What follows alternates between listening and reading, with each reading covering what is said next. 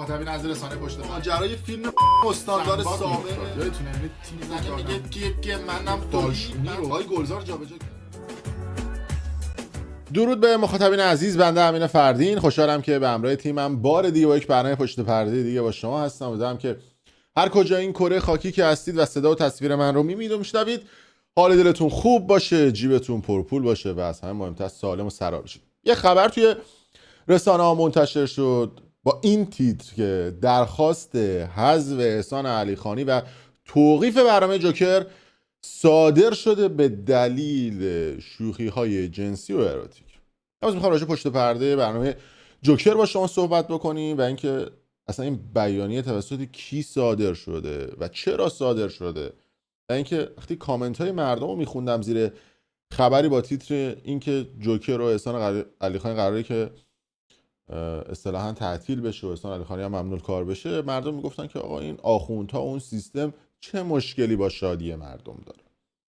البته که 100% مشکل داره. یعنی شما این کنترل 20 صاحب تلویزیون رو برمی‌داری، من پلاستیک هنوز دارم، هی کانال عوض می‌کنی، توی یه کانال آخونده، توی یه کانال مددا داره میگه فلان چیز، تو اون یکی کانال اون داره گریه و زاری میکنه، تو اون یکی کانالش هم طرف داره به شما احکام الهی میده، شما رو به امام انقلاب اسلام نزدیک بکنه. یعنی شما را تا خشتک و تا دسته میخوان تو عزاداری ببرن. از اون طرف سید حسن نصرالله رو توی لبنان ترور کردن، 5 روز چقدر عزای عمومی اعلام کردن، 4 تا شهید ارتشی داشتیم توی این آخرین حمله اسرائیل، یه روز عزای عمومی اعلام نکردن. یعنی به تخم مرغ توی یخچالشون هم نبود ایرانی ها و اون عزیزایی که دارن برای اون آب و خاک دفاع میکنن، ولی یکی کشور دیگه. حالا بحث اومد. اما شما میگم که بله، اساساً سیستم آخوندی با شادی مردم مشکل داره. خودشون هم اینو میدونن. میگم مردم باید توی غم و ماتم باشن. اما توی این نیری این احسان علیخانی و عواملش دارن خوب از این قضیه ماهیگیری میکنن. یه نامه اومد بیرون و گفتن که نمیدونم چند نفر اصطلاحاً این نامه رو امضا کردن، 50 نفر 60 نفر، نامه برای جناب آقای سعید مقبله، کی فامیلش هم نمیدونم، رئیس ساترا، هر کی میخواد باشه. بعد حالا یه ذره من اینو اگه بذارید من این تصویر رو برای شما درست بکنم، ببینید اون بالا چه سری چیزای باحال داره.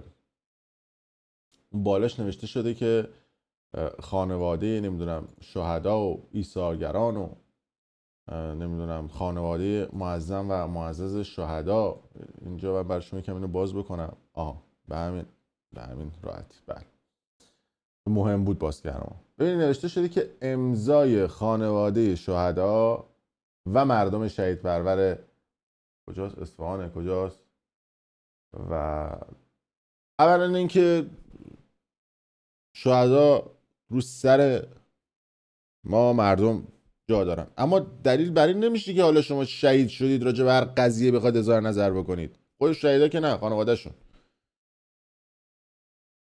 بعد چرا خودتون رو میچسبونید به همه خانواده شهدا؟ یه زارت یه امضا بزنید تو کدوم خانواده شهیدی؟ کجایی؟ بعد آیا اون کسی که از خانواده تو شهید شده این اجازه رو به تو داده که بخوای بری تو همه امور دخالت بکنی؟ این از این. بعد یه سری آدم دیگه فرخی، یعنی اینا هر کسی رو که تونستن پیدا کردن آوردن این زیر امضا کردن. احمدی، حسنی، حسینی، آبدارچه سر کوچه، نمیدونم این جانب زینب فلانی خواستار پخش برنامه‌های مطابق دین کشورمونم، نمیدونم 50 نفر 60 نفر آدم نامه زدن به ساترا که تصمیم گیری بکنن برای 85 میلیون نفر. این یه بوده قضیه است. ببین حالا نامه رو الان برای شما میخونم. این یه بوده قضیه است که میگیم آره یه عده آدم که بعیدم نیست اومدن یه همچین نامه‌ای رو زدن. اما من یه ور دیگه هم از پشت پرده این قضیه میخوام به شما بگم. من حس میکنم که این نامه ساختگیه. یعنی ساختگی نیست، توسط خود عوامل جوکر تهیه شده، چون میدونه ساترا پرم خورد نمیده کنه واسه این نامه ها و چون میدونه که این نامه ها وقتی منتشر بشن حسابی وایرال میشن، گفته بذار من همچین نامه رو بزنم و بگم که ما چقدر خفنیم و اومدن نامه. چرا میگم این نامه کاملا مشکوکه؟ به خاطر اینکه این نامه‌ای که اومده بیرون یه سوتی داره، سوتی بزرگی داره. حالا جلوتر به شما سوتیشو میگم. متن نامه رو بخونیم. گفته شده که با احترام، همون گونه که مستحضرید، از جایگاه و تاثیرگذاری رسانه نمایش خانگی، فیلم و سریال سرگرم این روزها یکی از زمینه‌های اصلاح فرهنگی و نفوذ فرهنگی و تغییر سبک زندگی از طریق نمایش خونگی انجام میشه. نمایش خونگی سالهاست که دچار مشکلات متعددی شده و رفته رفته بدون حل مشکلات قبلی ویرانه‌های تازه‌ای به اون اضافه شد که البته کمکاری و ترک فعل و اشتباهات مسئولین مرتبط به نظارت در این فضا از اصلی ترین دلایل این مسئله است. اگر نظارتی هست، نظارت نوشتار و نوشدارو بعد از مرگ سهراب نباشه. نوشتار می‌خواستم بخونم. کلا اجازه پخش هر گونه برنامه و طراحی این چنینی که فرهنگ رو نشانه گرفته رو ندهید. اخیراً برنامه به نام جوکر در حال حاضر فصل دوم قبل از محرم شروع شد و پر از شوخی‌های زننده جنسی تصویر. ببینید سوتیش اینجاست. اومده کلمه جنسی رو نقطه نقطه کرده. چرا؟ معمولا شما وقتی میخوای استوری بذاری یا تو فضای مجازی کلمه جنسی رو بنویسی نقطه نقطه میذاری. اونها چون خوب میدونستن که قرار این نامه وایرال بشه و یک نامه ساختگی کلمه جنسی رو اینجوری کردن که این نامه اگر میخواد وایرال بشه دیلیت نشه تو فضای مجازی توسط ربات اینستاگرام و یوتیوب و فیسبوک و جای مختلف. وگرنه چه دلیل داره شما کلمه جنسی رو اینجا نقطه نقطه بنویسی؟ پس شما این نامه رو نوشتی که وایرال بشه. این سوتیشه از دید من و میتونه نکته مهمش. بعدش هم چجور ما تا دیروز تا اومدیم راجع به سریال قربت صحبت کردیم، تا اومدیم راجع به سریال نمیدونم این چی نیست صحبت کردیم، راجع به جوکر صحبت کردیم، بلافاصله این اومد بیرون. خنده‌دار نیست به خاطر اینکه احتمالاً می‌خواستن یه دونه حرکت تدافعی انجام بدن. شما حمله کردن به سریال جوکر. حالا متاسفانه شما بعد از نشر اون و تمام شدن فصل اون اقدام به اصلاح کردید. چرا؟ مگر شما ناظر پخش نبود؟ این در حالی که متاسفانه با توجه به اعتراضات زیاد مردم در کارزار فارس یه شماره تلفن هم دادن و ثبت شکایت تماس تلویزیونی هنوز پخش میشه. چه حضور بانوان در این برنامه که در شأن نماینده الگوی زنان نیست و به طرف سازنده و نثار علیخانی ساختار شکنی شده. یعنی حضور بانوان رو هم اینا ممنوع میدونن. ببین اینا چقدر آدمای کج فهم و آدمای پر از عقدن و بازیگرانی که صراحتاً از تابو شکنی میگن. این تابو شکنی نباید حیات زدایی از رفتار زنان مسلمان ایرانی بوده و شما اکتفا به چند سانسور به در نخور کردید. ببینید اینا خنده داره دیگه. بعد گفته شده که کارشناسان شبکه اینترنشنال متوجه اعتراضات مردم شد که دلیل اون چیست و شما متوجه نشدید. الان ایران اینترنشنال شد براشون به عنوان رفرنس.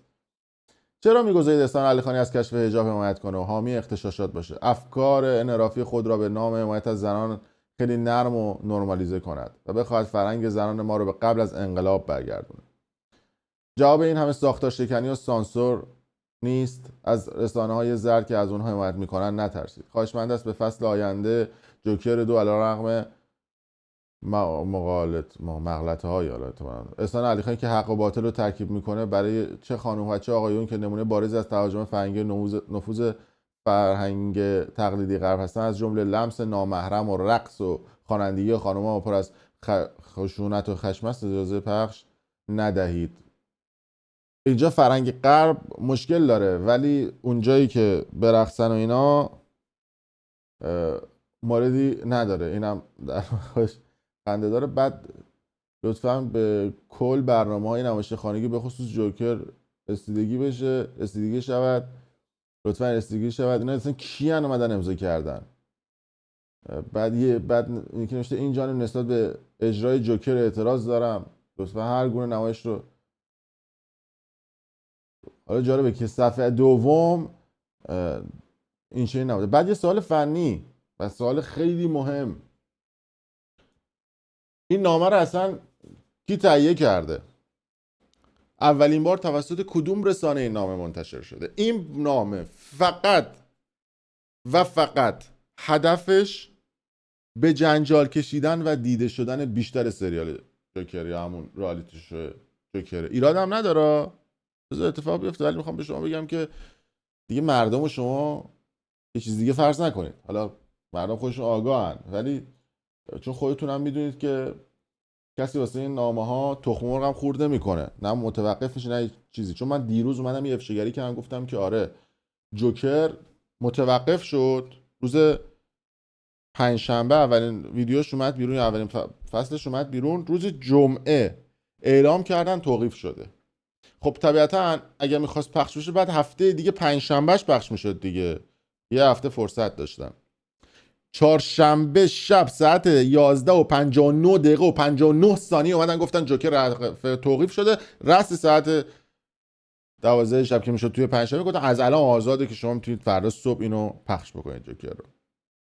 فقط و فقط حاشیه سازی برای دیده شدن بیشتر یک رئالیتی شو. حالا ایراد هم نداره دیگه، برای هر کسی یه ترفندی داره، اینا اومدن یه ترفنده دارن استفاده میکنن، کسی براش خورده‌ای نمیگیره. ولی می‌خواستم به شما بگم، چون خیلی‌ها گفتن آراجو پشت پرده این قضیه بگو، من همیشه سعی می‌کنم نگاه متفاوت داشته باشم. قبلا هم گفتم یادتونه دیگه، مثلا قدیما عکس بازیگرا لو میرفت، بعد اگه توجه بکنید عکسای خوشگلشون هم لو میرفت. مثلا لباس مجلسی پوشیده بود، یقه باز، این همه چی توپ، بعد لو میرفت، بعد میگم من که لو ندادم که بقیه لو دادن. بعد عکسام عموما توسط فن پیجاشون لو میرفت، درست مثل همین نامه‌ای که توسط فن پیج های برنامه جوکر و احسان علیخانی اولین بار منتشر شد و بعدش وایرال شد توی بقیه رسانه ها و نمیدونم جای مختلف که آی بیاد امام و انقلاب است. حتی اگه ما 1% هم بگیم این قضیه راست باشه، نمیتونیم ردش بکنیم، چون آخونده اصلا کلا مشکل دارن با این شادی مردم و اینا. ولی داستان از این قراره که شما خط قرمز رو توی این برنامه رد نکردی که حالا بخوای اینجوری دلنگران این قضایا باشی. در صورت خیلی دوستم که شما هم نظرتون رو بگید و برای ما کامنت بذارید که شما اینطوری فکر میکنید که اینا همه جریان سازی و بازی برای بیشتر دیده شدن یا چیز دیگه ای. این دوتا ویدیویی هم که اینور گذاشتم، این ویدیوها رو هم ببینید، ویدیوهای پیشنهادی یوتیوبه. خیلی مخلصم.